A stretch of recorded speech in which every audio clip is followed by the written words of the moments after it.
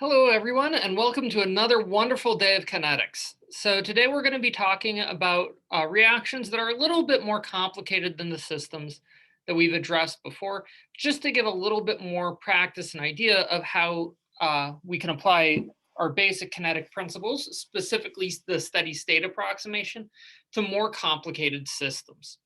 So the first reaction we're going to be talking about today is the reaction of a diatomic molecule with two other reagent molecules to produce a product species. And we're going to be dealing with a rather uh, um, interesting set of elementary steps. The first is this diatomic molecule needs to actually decompose to form an intermediate A in order to actually completely react. So this can often be found with a lot of species like peroxides, where we have a high energy reactant that can split up to form two high energy intermediates that can then propagate a reaction. In this case, each of our intermediate A molecules can then interact with our other reagent B to produce a product in a second step. So we're going to want to try and examine the reaction, um, this reaction mechanism. But in order to do so, we first have to acknowledge we have a pesky little intermediate. And as we've seen previously, trying to address intermediate concentrations can be a bit messy. So we're going to start by trying to use the steady state approximation. Assume that intermediate A is fairly high energy and fairly short-lived. So I can focus by looking at the rate of formation and consumption of A, and then setting that equal to 0. So in this case, we can generate A first by the degradation of our original precursor diatomic molecule. And so this will occur as with a rate of our diatomic concentration times the rate constant for this initiation step. However, here we run into a um, slightly interesting problem. And that's the fact that this reaction isn't going to generate a single A molecule. Instead, it generates two A molecules. So I'm going to have to essentially double the input at this rate because this reaction will produce two A molecules. So it's going to have an outsized effect. Similarly, we also are going to have the reverse reaction in which these two A molecules can then combine and reform my initial um, diatomic reactant. And so this is going to have, not too surprisingly, a rate of our reverse, the rate constant for the reverse reaction times the concentration of A squared, because again, it's a second order reverse reaction. However, here we also have to acknowledge that this reaction is consuming two A molecules. So we're going to have to double the effect of this reaction. However, we do have one other reaction that can consume A, thus another negative sign, and that's essentially A combining with B to drive my the eventual formation of my product. And this is going to happen with a rate as based on the rate constant for the second step of the reaction, and again being first order in both A and B.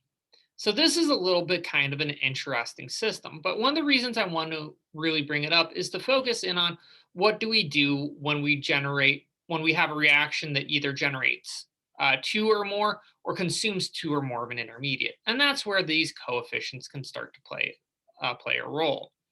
However, this reaction mechanism is also particularly pesky in the fact that it turns out this term is second order in A, this term is first order in A, and this term is 0th order in A. So trying to solve for the concentration of my intermediate A is a bit problematic, but hopefully some of you will spot the form. Yep, it's the quadratic rule. So we can go ahead and fit it into a quadratic formula where this is going to be my C. This here, including the negative sign, is going to be the A, and negative K2B is going to form my my B in the quadratic formula. So we then go ahead and plug this whole thing into the quadratic formula, which I know everyone's excited to do. And and so what you can then do is you unfortunately have to solve each one of these versions independently, which again is slightly problematic. However, it is worth noting that while using the quadratic formula, uh, here I chose to use the negative sign in the plus and minus of the square root because you'll notice we have a negative sign in the denominator. So that means that this whole top expression is going to have to be negative to cancel out the negative on the bottom. So now I have my concentration of A. But why on earth was I doing this to begin with? Well, that's because it's the second step of the reaction which is going to actually generate product. So I'm going to need to insert this whole expression into my expression for the rate of product formation, which again is going to be based on the rate constant for the second step of the reaction times my new wonderful concentration of A times B. And again, I do want to emphasize here that my new concentration of A is solely in terms of reactants, specifically B and my diatomic A. However, you may notice that this is not exactly an equational form I want to use all the time. So there has to be another simpler way I can describe this reaction mechanism. So this is at the point where we try and make a certain degree of approximations. Most specifically, as you might be able to see from the form, it's most likely here that the second step of the reaction is rate limiting. So if I am able to treat the second reaction as rate limiting, this means I can treat this first step as being in pre-equilibria. So again, this is going to require a fairly low rate constant for K2. However, if I am able to approximate the second step is sufficiently slow, well, then this first step is again in pre-equilibria, and I can describe it with the rate constant. In this case, my equilibrium constant is going to be given as the ratio of my forward over reverse rates, which is also going to be equal to the ratio of the concentrations in the reaction, products again over reactants. So I can then go ahead and solve this form for A, which again gives me a concentration of A in terms of the square root of the ratio of my rate constants for this pre-equilibrated reaction times the concentration of my diatomic intermediate or reactant. So we can then plug this into the our rate equation for the generation of the product. And at this point, when we go ahead and simplify out the system, you'll notice there's something actually rather interesting. This reaction is first order in B. That's nothing too surprising. We found a lot of first order reactions as we've gone along. But what's really fascinating is that it's half order. Because again, it's the my diatomic A, where we can also describe the system as being our diatomic molecule to the 1/2 power. And I want to illustrate this as it turns out that we often think of reaction rates as being 0th, first, second, maybe even a third or fourth order. But it's entirely possible you may get rate orders of 1/2, even the occasional 1/3 or 2/3. However, 1/2 rate orders are often quite common when you have a system such as this, where you have a diatomic molecule that essentially breaks apart. And it turns out there's a lot more of these in nature than you'd expect. So, for example, I've encountered more than my fair share of reactions that are half order in hydrogen, because the H2 is often going to break up on some sort of metal catalyst to give you each of our H atoms, which can then progress in the reaction.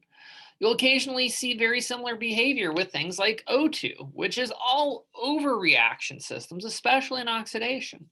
So again, don't be too surprised if you happen to see a half order show up here or there. It often indicates you have some sort of molecule either breaking apart, or alternatively, you'll occasionally see these when you have a side reaction artificially lowering the effective concentration of one of our reactant molecules. But again, it is quite an interesting situation to run into. The other reaction I want to go ahead and describe today is a decomposition of dinitrogen pentoxide. So again, this is a nice gaseous nitrogen molecule, which can thermally decompose into um, nitrogen dioxide and O2. So again, this is a classic sort of decomposition reaction. However, the reaction mechanism itself is a little bit interesting as it occurs in essentially three main steps. So the first is that my nitrogen dinitrogen pentoxide can essentially split apart into nitrogen trioxide and nitrogen dioxide with a rate constant of K1, but the reverse reaction can also occur with a reaction of K1 prime. However, it's also possible for these same reactants, same intermediates, NO2 and NO3, to combine to also form NO2, O2, and NO. And I know this one seems a little bit odd because NO2 is both a reactant and a product, but again, it acts as a way to essentially break apart the nitrogen tetroxide, sorry, nitrogen trioxide, into oxygen and nitric oxide. However, now that we have this nitrogen oxide as a reactive intermediate, it's also possible for this to go ahead and combine and react with my dinitrogen pentoxide to form three NO2 molecules. Essentially, it splits the whole thing, the whole thing apart. So in this case, let's go ahead and start by making sure we know who our reactants are and who our products are. So our reactant is just this nitrogen, dinitrogen pentoxide, which shows up here in our forward reaction for the first step, a reverse reaction for the first step, and also in the forward reaction for our third decomposition step. NO2 shows up, not too surprisingly, pretty much everywhere. And this is, again, an important species because this is the product that we're generating. O2 is a side product, which only shows up in this second reaction. However, we also have a couple of important intermediates we should identify. Nitrogen trioxide, which shows up in reaction in the first step, both in the forward and reverse directions, as well as in the second step. And then we have nitric oxide, which shows up as a product in the second reaction and a reactant in the third reaction. So again, these are our two key high energy intermediates we have to handle.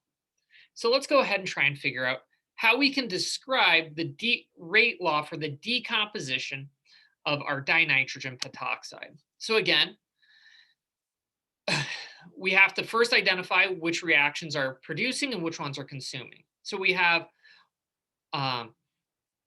two reactions that are consuming our dinitrogen pentoxide. That's the forward reaction, K1, which is just first order in dinitrogen pentoxide. But we also have this third reaction with a rate constant of K3. We should have changed that.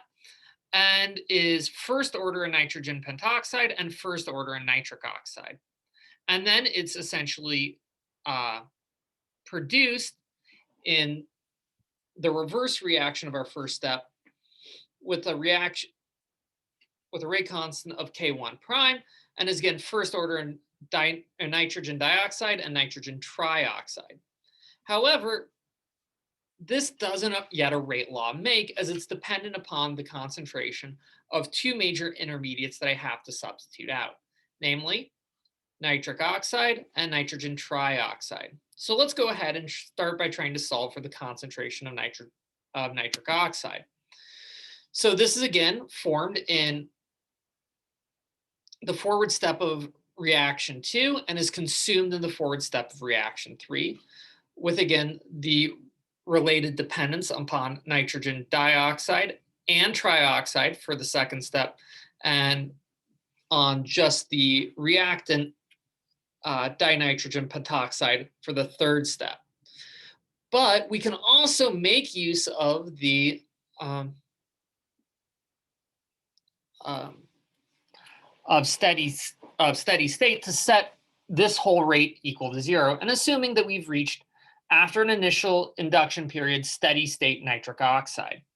So that lets us go ahead and rearrange and solve this equation for the nitrogen oxide concentration, namely by moving this term over to the right-hand side and the dividing by our rate constant and the concentration of dinitrogen pentoxide. So again, with this lets us calculate the concentration of nitric oxide.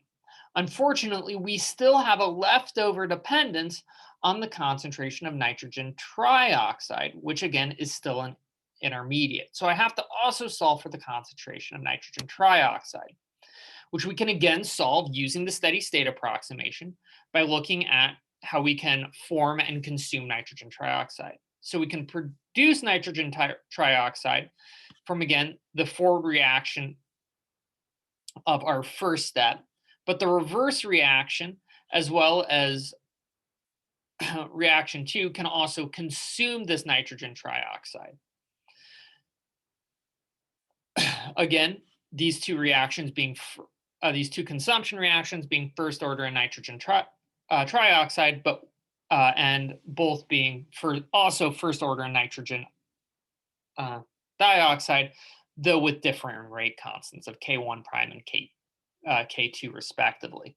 So again, using steady state, I can set this whole expression equal to 0, and then try and isolate all my nitrogen trioxide terms by moving them over to the other side, and then combining their coefficients as K1 prime plus K2. And again, they both share first order behavior in nitrogen dioxide. So I can divide by these whole shared terms on the denominator, while the numerator is again the generation reaction of the reaction rate for the first step times the concentration of dinitrogen pentoxide. So that gives us our 3 forward steps and 1 reverse step reaction. Gives us a set of equations to describe the concentration of both nitric oxide and nitrogen trioxide. However, again, as pointed out, we have to watch out because nitric oxide still has a concentration dependence of nitrogen trioxide. So we'll have to substitute in our expression for the nitrogen trioxide concentration. However, it's not as bad as it looks, mostly because we start to see a lot of cancellation. Namely, that by inserting in our nitrogen trioxide expression, the dinitrogen pentoxide terms end up canceling out, as well as the NO2 expressions. This leaves me with pretty much a big old mass of rate constants, K1 times K2, all divided by K3 times the sum of K1 prime and K2. So, armed with these two expressions for the equilibrium, for the steady state concentrations of our two intermediates, we can go ahead, head back, and retackle the rate law for the consumption of our N2O5 reactant species. So again, we can substitute in our combination of rate constants in for nitric oxide and our more complicated nitrogen trioxide expression as well. And at this point, what we're going to have to start looking for is some useful kind of cancellations. So here we can spot in our second term, our K3s should end up canceling out. Well, as in our third term, we notice that NO2 is shared both in the numerator and the denominator, so that will also essentially fall out of the system. However, here's where we run into the more problematic phase, because that means that these two, my second and third term, both share a common denominator of K1 prime plus K2. My first term does not. However, since they all share first order behavior in dinitrogen pentoxide, I really want to essentially combine these three terms together. However, in order to do that, that means I have to multiply my first term by essentially 1, or the sum of K1 prime plus K2 over K1 prime plus K2. And by doing this, now we actually get in a little bit of luck because I can then combine the numerators of these expressions. Now, what gets really fun is what happens to the numerator for this first term, as it's going to generate two expressions. First, negative K1 prime, K1 times N2O5. Well, it turns out that that's going to be the same as this third term. So these two will end up just canceling out, negative plus. But we also have negative K1, K2, N2O5, which is also the numerator for the second term. So these will end up essentially adding together, and I end up having a rate of, again, consumption. Notice this negative sign based on the product of the forward reactions for my first and second step, but essentially slowed down or reduced by the sum of the reverse reaction plus this K2 step. And you'll notice that it's a little bit surprising, but K3 will actually not play a major role here. So again, though this is a little bit of a long example, it does illustrate how you can end up generating some rather interesting reaction dynamics. Most notably, I do want to note that, again, this is for just the reactant species. The rate law for the production of NO2 will be a little bit more fun. But there's also another very cool feature I want to focus in on. And that happens to be that despite all of this work, and while only making the steady state approximation, we end up showing that the consumption of our reactant is indeed first order in our reactant, despite all these additional side pathways. However, that said, I do want to point out that while experimentally we would just assign this a rate constant of Kr, in reality, the rate constant based on elementary steps is a lot more complex. In this case, it's 2 times the product, again, of these two rate constants divided by the sum of these two rate constants. And this is indeed something to kind of be aware of is just how complicated some of these reaction dynamics can get. So next time we're going to play around with a couple more applications of complex reaction mechanisms, specifically focusing in on high energy intermediates. Until then, take care.